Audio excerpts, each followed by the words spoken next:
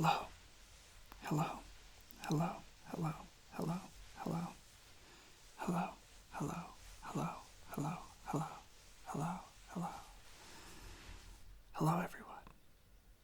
I hope you all are doing well. Welcome back to another video where today I thought I would do a sort of part 2 to a previous video, where previously I made a video on my record collection. And so I showed off 2 records there. I figured I have a good amount more. Why not show some more? I had a lot of fun making that one, so I thought it would be a lot of fun to make another. And currently, my setup here is a little janky. I'm trying to figure out more and more how to record live videos. I don't exactly have a lot of desk space, unfortunately. Not a lot of desk space.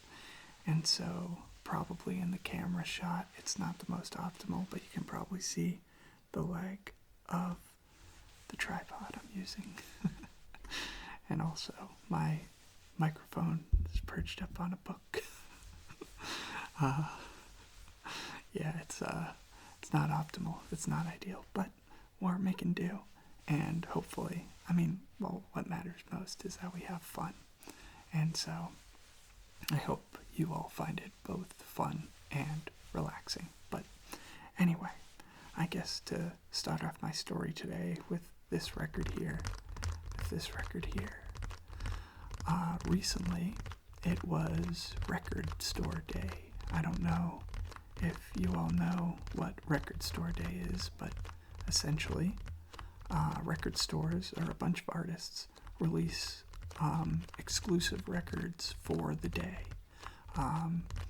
And you go to your local record store, they're oftentimes selling those records. And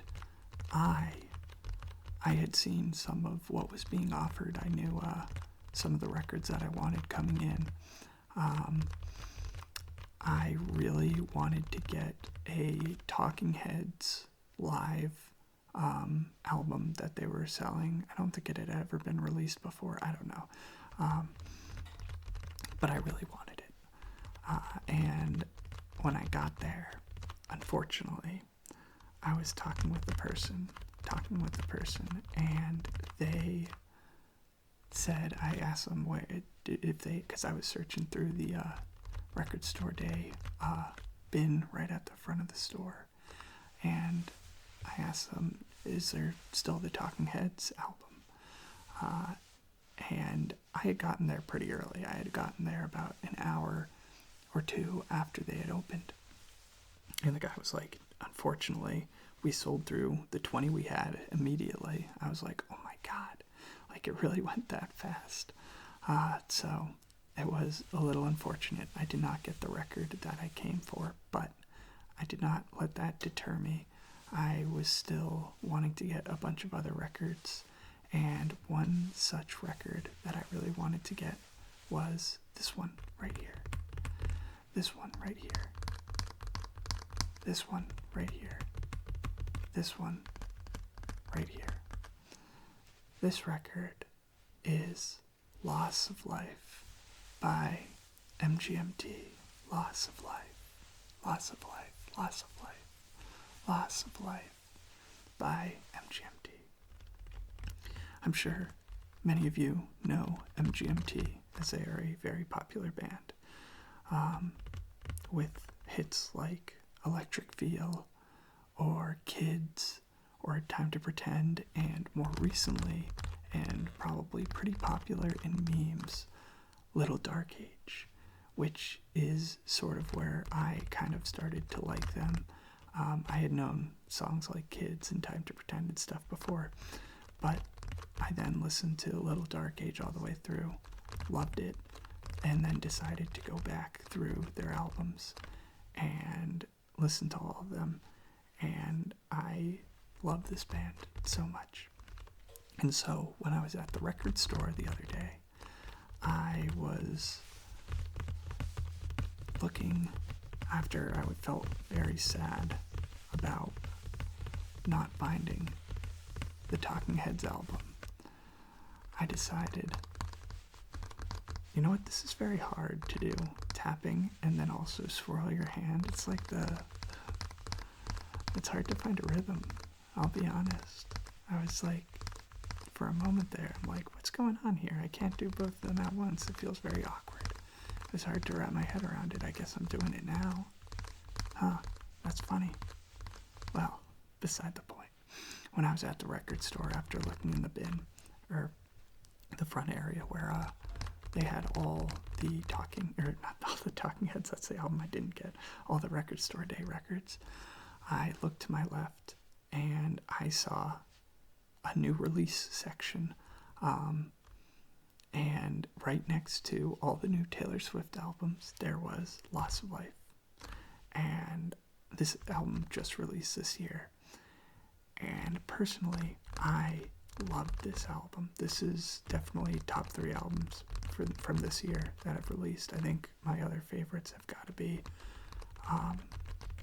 the new Vampire Weekend album and the new Smile album, Wall of Eyes. Both those are excellent too, but I really, really love Loss of Life. I don't think that this album was received super well, but I still think it's excellent. I was just the other day listening through MGMT's entire discography, and I kind of came up with my ranking that my favorite is Congratulations, then Little Dark Age, then Loss of Life, then Oracular Spectacular, then their self-titled, and then 11-11-11, which is a live album that got released somewhat recently.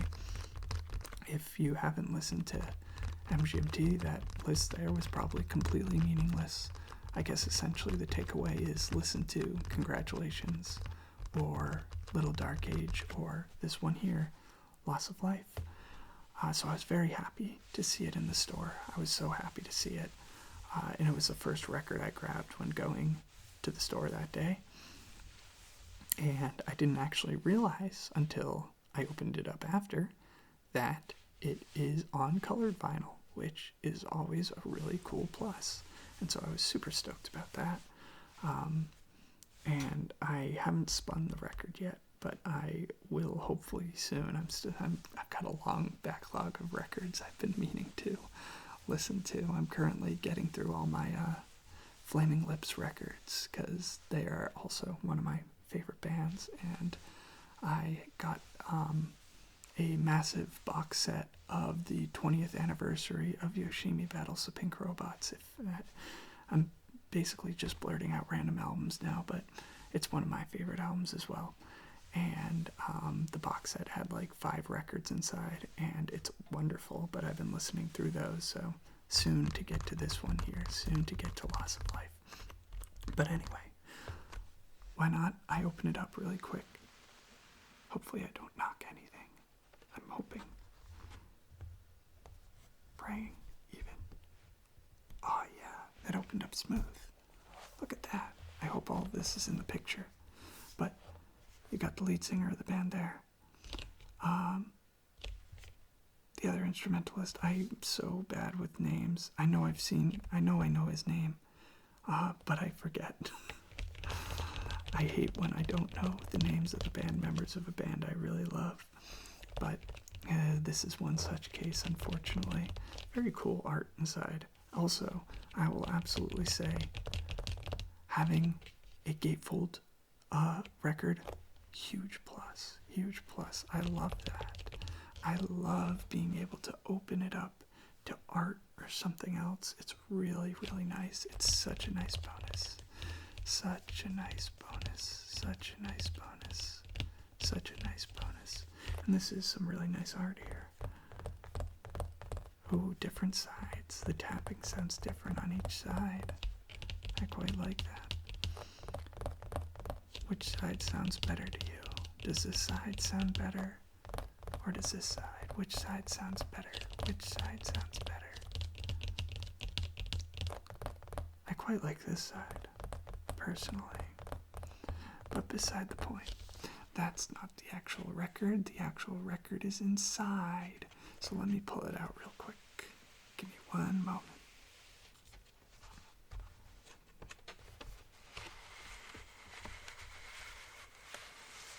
Wow, look at that. I also forgot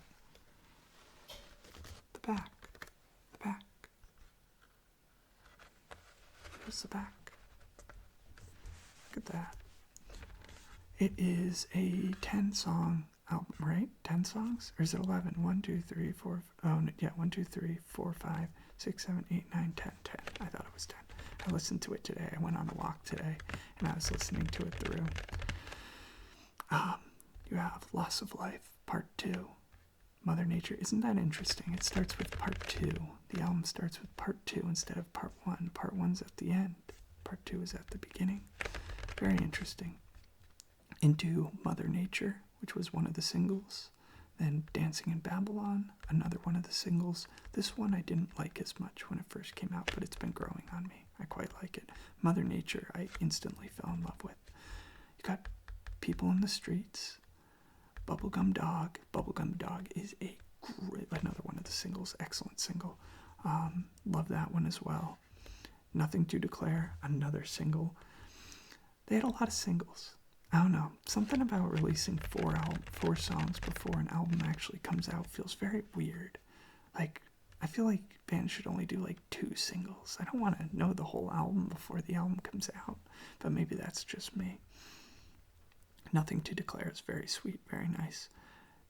This is where I think the album really takes off in this back half. Nothing Changes, amazing song. Frady's song, this slow, beautiful song. Oh my God, I love it so much. I Wish I Was Joking. And then Loss of Life, which actually I think my least favorite song on the album now is Lots of Life. It has a cool moment that feels very, it feels very Sufjan Stevens-esque, I guess. Kind of very, this explosion of sound, very beautiful, but it's, I don't know, this one doesn't really do it for me. I'd say the 2 kind of ones I'm a little bit more iffy on are Dancing in Babylon and Loss of Life, but the rest of this track list is still excellent. And those songs, neither of the songs in my opinion are skips. I'm listening to this album front to back. I think it's excellent, but beside the point.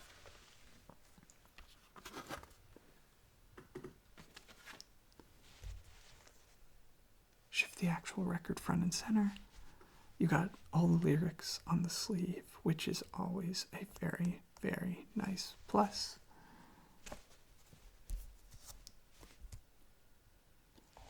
More lyrics, of course. Very nice. Oh, we get different tapping sounds too. How wonderful is that? A different tapping sound. I quite like that. Oh, much nicer. But let's pull out the record. Hopefully it doesn't like stick when it comes out. Ooh, it's gonna stick. Oh no. Oh no, maybe not. There it is. Look at that. I'm not going to tap on the actual record just to, keep it safe. But MGMT, Loss of Life, this is side B, came on blue vinyl, which I was very excited to see. I don't know, I have dumb brain where if vinyl is colorful, it make brain go happy. And this is one such case where brain was very happy to see colored vinyl. When I went to the record store the other day, I also got this album called Ignore Grief, which I have actually not listened to before. I know the artist. The artist is named Shushu. Very, not a very well-known artist, but they do a lot of experimental music that can sometimes be pretty disturbing. Apparently, that album is very disturbing. I kind of got it because I saw that it came on. I think it was called Silver Phantom vinyl. I'm like, that's so cool. That sounds so neat. And when I opened it, yeah, it was like see-through with swirls and stuff. It looks sick. but sometimes I do buy because of the colored vinyl. But anyway, so this is MGMT, Loss of Life. I highly recommend it. It's very easy listening. I think anyone could get down with this and enjoy it. It's awesome. It's awesome. But we'll go on to the second record, our second and last record. We only do two records. Two records.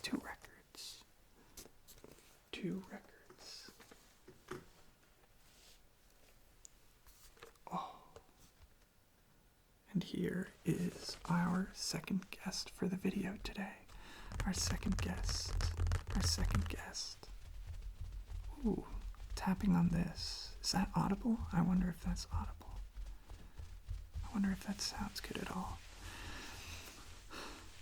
But our second guest for today is from a lesser known artist that I, once again, unsurprisingly love. I feel like it's very weird for me to say, oh, I love this artist if I have the record. More likely than not, I love the record. The other day, I was talking with my brother about albums that we consider, I was talking about what albums would we consider to be a 10 out of 10. And so I started kind of going through, music I like and trying to figure out what albums are 10 out of 10s to me. And in my mind, when I think of a 10 out of 10, it's an album where every single song is essentially perfect. Like, you would never skip a song on it. Every song is great to some degree. Maybe some songs are greater than others, but none of them you would be like, oh, I want to skip this. And I came up with a list of 12 albums, and this album here was on the list. This is Schlagenheim by Black Midi. Schlagenheim by Black Midi. That's a terrible word to say. That's so hard to say. It's so annoying. I feel like that is not how I was going for the ASMR trigger type thing where you repeat a word, because I do like that personally. But I don't think that would be a nice trigger word. Schlagenheim. Definitely not a good trigger word. No. Black Midi. Black Midi is the band. They are a smaller group hailing from England, and I got into their music in 2022, I believe, with their album Hellfire, which is another album I also consider to be a 10. But I think this album is more interesting because it's their first. This was their debut album. And it is absolutely insane in all regards. It's a wild cut of tracks. The vocal delivery is crazy. It is crazy. I think anybody would be surprised when they first hear the lead singer Jordy Greep's vocals. It is one of the weirdest, wildest vocal deliveries ever, and I love it. The bassist Cameron also does some singing too on it, on more of the, I guess I'd say the more punk-oriented songs. But yeah, I also love this cover art. It's so weird. It's sort of like one of those pictures where you can't recognize anything in it at all. But I mean, there are some things. It's very industrial looking, which I think is very neat, very industrial. You can recognize some things. You got a bug. You got a fish right here. You got Mr. Fish. You got a motor. Does that say Honda? No, that doesn't say Honda. You got a motorcycle. It's pretty cool. I like it a lot. It's very weird. And then I always wonder, what's going on up here? Why did they put a green box? Why did they put the green box in this pink bit? I think it's neat, though. I think it's very neat. Let me flip to the back.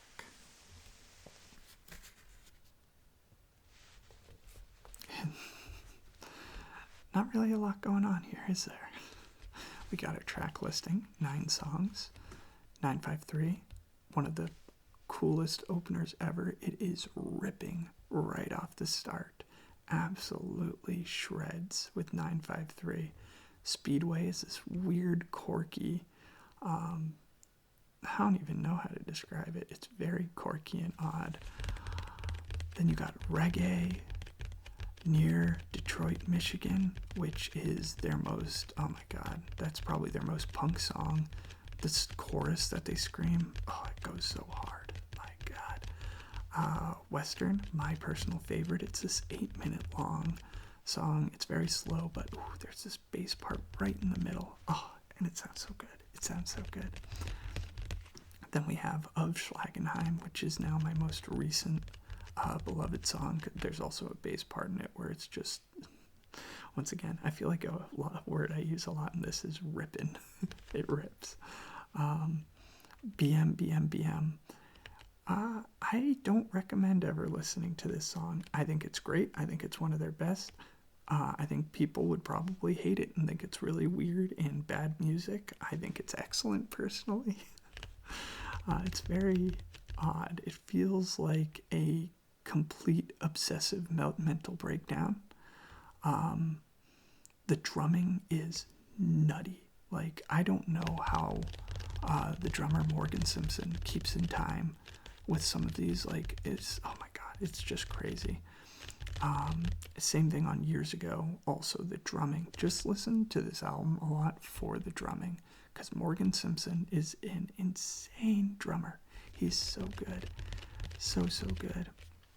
And then it finishes with Doctor, which, if you want to hear really weird, funny vocal deliveries, Of Schlagenheim, BM, BM, BM, and Doctor will probably deliver you those really, really weird vocal deliveries that I'm talking about. I love it. Long barcode here. Gotta have the long barcode. I never noticed that. But yeah, I actually saw Black Midi last year in concert. It was at a small nightclub in Boston, and it was one of, oh, give me one moment, sorry. I have my charging cord, and I have it perched in such a way that it doesn't get in my way, but it just moved into my way. So, but I saw Black Midi live last year in Boston in a nightclub, and it was such a hype performance. I've never seen a crowd mosh so hard, although I think they were moshing a little too hard. Like, Black Midi has some slow songs, and the people were still moshing. I'm like, all right, cool it, just chill for a moment. But hey, they're having fun, and I think that's what matters. Once again, you got more art, you got fish again, you got more motors, this very industrial look, very industrial feel. And once again, do we get two different sounds with the tapping? We got this sound on the right, this sound on the right, and this sound on the left. I prefer the left sound. I prefer the sound on the left. The sound on the left is pretty nice. Right, left, right, left. Anyway, if I had to recommend some songs from this album, I'm assuming that this all isn't in frame necessarily. Oh, is it all in frame? I'm just taking a peek. I think it might be. Yeah, I think it might be. Oh, that's so nice. We love that. Maybe it's a little crooked. I don't know. I'm still figuring things out. But if I had to recommend a song, way down here on the left, 953, great opener. Highly recommend it. And a much more relaxed song that I think anyone can get into is Western. It's long. It's 8 minutes. But Western is very nice. The rest of the track list is different degrees of difficult listening. This isn't what I'd consider like an easy listening album. That MGMT album, I would say, is very easy listening. That's good, nice, easy listening, easy to grasp onto. This one people might scratch their heads at why it's good and why I consider it a 10. But I'm sorry, this is probably coming off like I'm being very pretentious. I hope that's not the case. Basically, like the music you like. sometimes I like to be a little bit weird in my tastes, and this definitely falls into the weirder category. But, you know, I'd say give new things a try. Always give new music a try. Give as much new music a try as you can. But anyway, let's see the record. Oh, that was probably a really loud sound. I might take that out in post. Oh, that's nice. It's more of that industrial artwork, industrial artwork, industrial. I like that industrial work. Is the other side the same? Yep. Oh, we got, the Mr. Fish. We got the fish. We got the fish. Okay. Well, last but not least.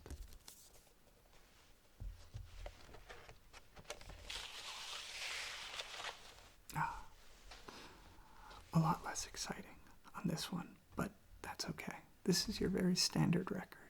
Not every record can be cool, fun, colored vinyl, and in the end, it's really just the music that matters.